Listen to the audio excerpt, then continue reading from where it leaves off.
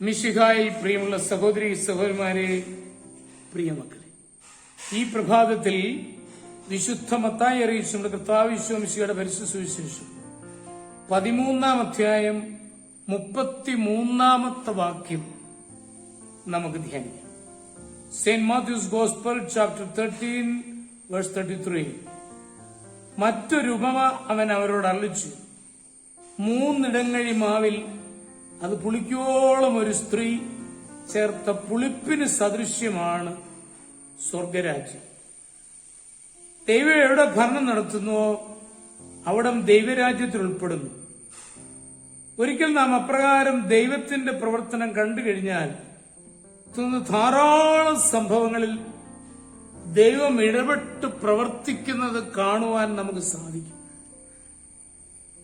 ഇന്ന് നമ്മൾ എടുത്ത ഈ വചനം അതാണ് സൂചിപ്പിക്കുക. കാലക്രമേണ സകല സംഭവങ്ങളിലും ദൈവം ഇടപെട്ട് പ്രവർത്തിക്കുന്നതായി വ്യക്തമാണ്. നമുക്കുണ്ടായ അനുഭവത്തെ ഓർമ്മയിൽ പുതുക്കുകയും അതിന്റെ വെളിച്ചത്തിൽ അനുഭവങ്ങളെ വീക്ഷിക്കുകയും ചെയ്താൽ ദൈവം നമ്മോടുകൂടെ എപ്പോഴും ഉള്ളതായി നമുക്ക് അനുഭവപ്പെടും. വാർദ്ധക്യത്തിലെത്തി ആത്മീയ സന്തോഷം അനുഭവിച്ച് സൗഭാഗ്യകരമായ കുടുംബജീവൻ നയിക്കുന്ന ഒരു സഹോദരനെ അദ്ദേഹത്തിന്റെ അനുഭവം വിവരിക്കുകയായിരുന്നു.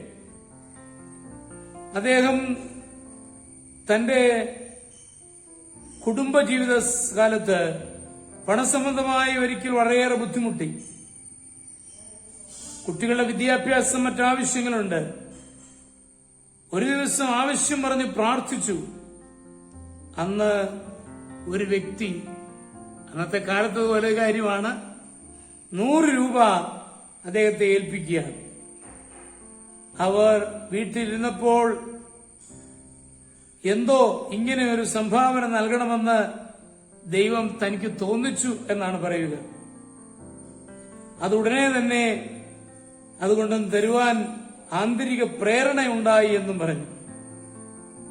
പിന്നീട് മറ്റൊരു അവസരം ബുദ്ധിമുട്ടുണ്ടായപ്പോൾ അയാൾ പ്രാർത്ഥിച്ചു. അന്ന് മണി ഓർഡറായിട്ടൊരു സ്നേഹിതൻ അയച്ച കുറച്ചേറെ രൂപ ലഭിക്കുകയാണ്. ഇങ്ങനെ ധാരാളം അനുഭവങ്ങൾ അദ്ദേഹത്തിനുണ്ടായെന്ന് അദ്ദേഹം പറയുകയാണ്. സകലവും ദൈവം ക്രമീകരിക്കുന്നു എന്നാണ് അദ്ദേഹത്തിന്റെ വിശ്വാസം. ഒരനുഭവത്തിൽ ദൈവം പ്രവർത്തിക്കുന്നത് കണ്ടതിന്റെ ഫലമായി കൂടുതൽ അനുഭവങ്ങൾ ദൈവം പ്രവർത്തിക്കുന്നത് കാണുവാൻ സാധിക്കുകയാണ്. ദൈവം നമ്മുടെ കാര്യങ്ങളിൽ ഇടപെട്ടതായി ഒരിക്കൽ കണ്ടു കഴിഞ്ഞാൽ പിന്നീട് ധാരാളം അനുഭവങ്ങളിൽ ദൈവം ഇടപെടുന്നത് ദൃശ്യമാണ്. ഈ അനുഭവം നമുക്ക് എല്ലാവർക്കും ഉണ്ടാവേണ്ടതാണ്. അതിനായി നമുക്ക് പ്രാർത്ഥിക്കാം. നമ്മുടെ കർത്താവ് ഈശോ മിശിഹായുടെ കൃപയും പിതാവായ ദൈവത്തിന്റെ സ്നേഹവും പരിശുദ്ധാത്മാവിന്റെ സഹവാസവും പരിശുദ്ധ അമ്മയുടെ മധ്യസ്ഥതയും നിങ്ങളെല്ലാവരോടും കൂടി ധാരാളമായിട്ടുണ്ടായിരിക്കട്ടെ, എപ്പോഴും എപ്പോഴും എന്നേക്കും. ആമേൻ.